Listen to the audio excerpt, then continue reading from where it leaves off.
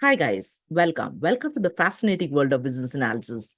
In today's video, we'll deep dive into the loans domain, the different types of applications found in the loans domain, and we'll actually see a fully qualified business requirement written for a loans application and a functional requirement. So we'll see how that business requirement is converted into a functional requirement, and you'll get knowledge about how these loan applications actually work. But before we dive in, hit the subscribe button and the notification bell so that you can receive many more videos like this.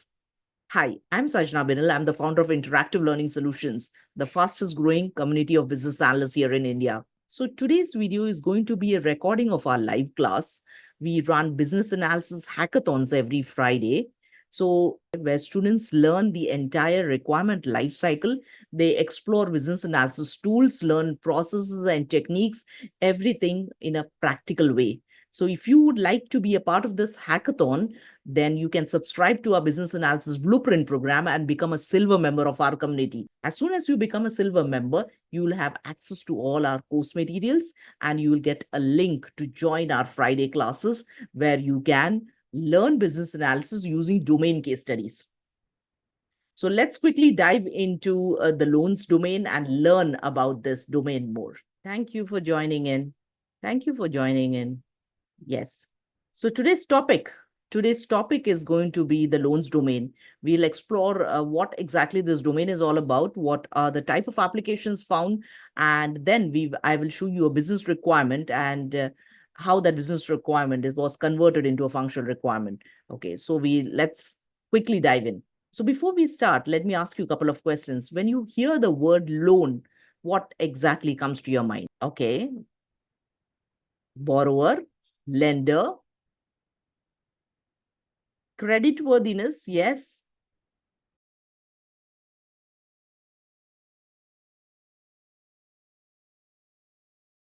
Credit history, loan application, types of loans. Some people are saying personal loans, mortgage loans, student loans, yes. Underwriting, loan approval, EMI, yes. So these are a couple of words that come to your mind when you think about loans, right? So let's quickly deep dive and understand more about the loans domain and what exactly is the process that's followed. Thank you for your responses, guys. So let's deep dive into the loans domain and understand what is the process followed by banks when they give loan to a borrower. Some of you must be already having home loans, so you can relate to this and you can fill us in here. Take a look at this presentation that I'm sharing, guys. So when we talk about the loans application, we understand a loan application is a formal request made by a borrower to a lender for funding, right? And this includes multiple steps, starting from the submission of various documents to till the time the loan is actually approved. Okay. So a loan application includes a borrower and lender. That's a key message in this particular slide. Remember that there are two entities. These are some of the types of loans. What are the types of loans? Personal loans, which are unsecured loans that can be used for various different purposes, home renovations, medical expenses, to consolidate some debts. Mortgage loans, which is used for purchasing or refinancing a home. So home loans. Okay, they usually have longer terms. We know that, right? And lower interest rates. Then automobile loans. Auto loans are usually issued for purchasing vehicles. Student loans are designed to cover educational related expenses. Business loans are aimed at funding business activities like expansion or purchasing an equipment or managing the cash flow. So remember, these are the typical types of loans that you generally find in the industry. Now, what are the different steps involved? Understand the different steps that's involved. Step number one, pre-qualification. What does that include? In the pre-qualification phase, the borrower, and you remember we have two entities, okay, borrower and lender. So in the pre-qualification stage, the borrower provides basic information that gives an estimate of the loan amount that they qualify for. Okay. So as a borrower, if I want to borrow some loan, take some loan from a bank, I'll provide some basic information about the amount that I'm looking for as loan, the tenure of the loan. Based on that, the bank will compute the EMI and tell me. Okay. Now, this step usually involves a soft credit check. Application submission. Now, this process includes the borrower giving a detailed loan application and submitting all the required documents. So, in the pre-qualification stage, a loan officer from the bank interacts with you to understand your loan needs. You know, how much is the loan that you require? What is the tenure that you're looking for? And accordingly, they work out the interest rate and the EMIs that you might have to pay. Okay. And then you formally fill in the loan application form and submit all the documents that are required as evidence. Step number 3 will be your credit check and verification. Okay. Which means the lender, the bank is the lender in this case. The bank will conduct a thorough credit check and verify the information provided by the borrower, such as your employment details, your income details. That's the reason we have to give salary slips to show them that you have enough funds in the bank account to pay their EMIs. Now, step number 4 is loan processing. Now, in the loan processing stage, what happens is the lender reviews the application, assesses the borrower's credit worthiness, and determines the loan's terms. Okay. So depending upon your credit worthiness, the different terms of the loans are determined in terms of the interest rate, your repayment schedule, the EMIs that will come to you. Everything is based on your credit worthiness.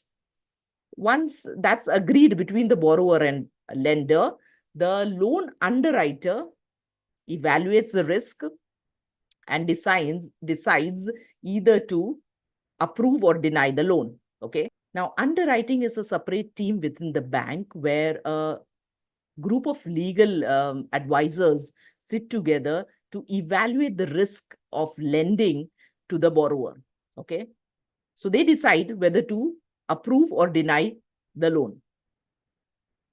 Let's say your loan has been approved, then you are in the approval stage. Okay. So if you are in the approval stage, the lender then presents a loan offer. So there is a formal document released to you by the bank saying that, okay, this is the detailed terms and conditions, and the borrower can review it and accept the offer. Okay. Once that's done, then you are in the closing stage. When I say closing stage, it doesn't mean that your loan gets closed. It means that all the legal paperwork involved, everything happens, it's completed. Signing the loan agreement and transferring of the funds, everything happens at the closing stage. Okay. So if your house is already constructed by the builder, then the entire amount has to be disbursed by the bank, right? In case of building that's under construction, monthly disbursement will be done by the bank. So all of that is indicated in the terms and conditions, and the transfer of funds accordingly takes place between the bank and the borrower. Take a look at these steps, guys, so that you can note it down. Let me summarize. Step number 1, pre-qualification. Step number 2, application submission. Step number 3, credit check and verification. Step number 4, loan processing. Step number 5, underwriting. Step number 6, approval and offer. Step number 7, closing. Step number 8 is disbursement. I hope each one of you have noted it down. I'll pause for 30 seconds here. Type done in the chat window if you have taken note of this. Now, the key components of a loan application.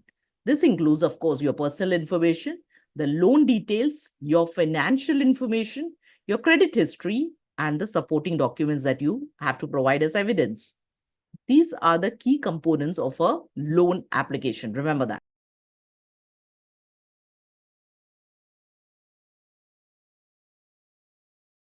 Now what I'm going to do is we will do a small domain case study where we'll see a business requirement given by the client for a lending application.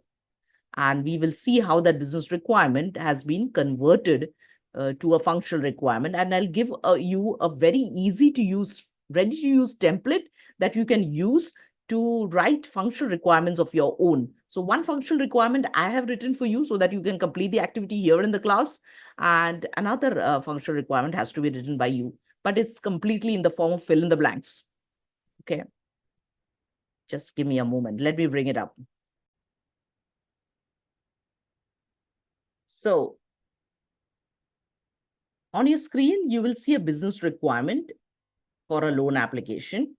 And the business requirement, like I mentioned in my previous class also, business requirements are very high level goal statements. So they do not give you much information about what actually has to be built. Okay. So if you read this business requirement, it says online loan application submission. Okay. So they want a mechanism to apply for loans, for people to, for borrowers to come and apply for loans. It says the system shall allow users to submit loan applications online. The feature aims to streamline the loan application process, reduce paperwork, and provide a user-friendly interface to customers. It shall enable users to apply for loans online, ensure faster and more efficient process, thereby increasing customer satisfaction and reducing operational cost.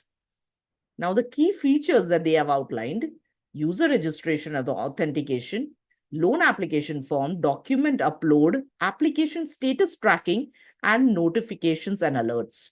So if you see, our business requirements are going round and round around the business goals. Okay, it's more about the business goals, and it does not tell you what exactly has to be captured on the screen. Now, once the BA looks at this business requirement, his or her next logical step is to meet up with the customer to discuss more details about it. Okay. Each of these features will be elaborated in a requirements elicitation call, and you will get more details from the customer about how user registration should work, how the loan application form should look and work, document upload, what kind of document upload are we talking about, and how the status tracking should be done. So these features you'll get more clarity on that once you have detailed requirement elicitation sessions with the customer. Okay. Now, assuming that the BA has completed those requirement elicitation session, now we are at a stage where the BA is putting the functional requirement in place. Okay. So the BA has written the first functional requirements for the first feature that is listed here, user registration. And I've listed the functional flow. I've tried to take a very simple requirement so that you can understand, so that everyone who's part of our channel also can understand this simply. User registration, how does the flow of registration go? The user shall click on apply for loans link. The system shall provide a registration form. The registration form shall require the following mandatory fields: full name, email address, phone number, loan amount, tenure, and password, and click on submit. Upon successful registration, the system shall send a confirmation email with a verification link. The user must verify their email address to activate their account. Okay. So this is the positive flow or happy flow that we talk about. And for this happy flow, I have identified several negative scenarios, like the user leaves any of the field blank. All these fields are mandatory. If he leaves any of the field blank, he gets a message. Fields marked with an asterisk are mandatory. Scenario number 2, the user enters invalid email address. System gets a message. Email address is invalid. Scenario number 3, this user enters phone number less than 10 digits. So system displays a message, phone number cannot be less than 10 digits. Similarly, you can identify additional negative scenarios wherever possible and list that. So if you see, the business requirements, which are so small, I have taken one portion of that business requirement, one feature of that business requirement, and written a fully blown functional requirement for that. Now, what I want you to do in the class is take this next functional requirement, next feature, which is user login and authentication, and write a fully blown functional requirement. That will be the class activity for today. And if you see, I've made it very simple. I've made it, given you fill in the blanks. User shall click dash link on the home page. User shall enter data in the following mandatory fields. User shall, the system shall perform what kind of action against the data that's received. So many times students get confused as to how to write requirement statements and whether we should use shall, should, will. They are lost. That's the reason I've given you a ready-made template which can tell you what's the right way of writing requirements. Okay. However, these requirements can be written in a very free flow method using your own English language statements. I've seen beginner BAs often when they frame their own sentences, they make it too long and too confusing. So to keep your sentences short and crisp, I have shown you this particular template. Use this template wherever possible to to convert your business requirement into functional requirements. So just below the user login, I've also listed one section called as negative scenarios. There you have to write negative scenarios pertaining to the login feature.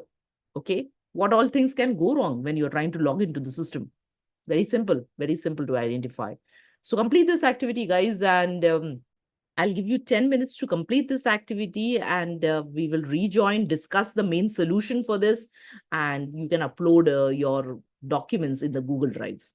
So let me quickly create breakout rooms and send you out in breakout rooms so that you can complete this activity. Group leaders will be there in the breakout rooms to help you with this activity. Okay, to help you with this activity. So do not worry. Any questions that you have, bring it to the main room. No, don't get caught up with that. Everyone was able to solve the case study. Were able to write the functional flow and then the negative scenarios. Yes, ma'am. Yes, ma'am. It was quite challenging. It's quite challenging. Yes. Good. Challenging is good, isn't it? The sentences were looking simple to read, but what is the right key to put there was like a questioning mark. Which But means one thing was clear. There were two parts. The first being business requirements, and the second sheet was containing completely related to functional stuff. I'm referring to the question. yes. And then Also, people who are joining us from YouTube, your YouTube session ends here. I would like to say goodbye to you. Thank you so much for watching.